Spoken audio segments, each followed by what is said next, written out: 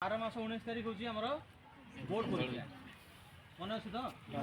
तो बोर्ड परीक्षा जदि आम पाखे आसे ना मसे भी ना कारण एवं पूजा अच्छी सरस्वती पूजा अच्छी जनवरी 26 अच्छी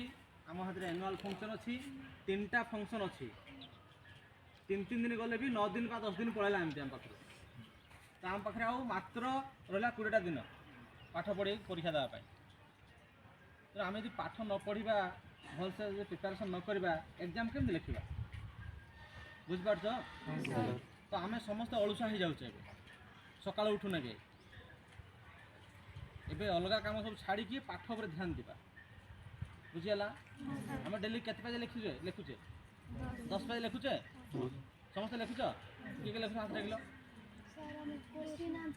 हाँ जो भी कर 10 पेज लिखुच तो हाँ देख केत जन हाथ लगे 1 2 3 4 5 6 7 8 जन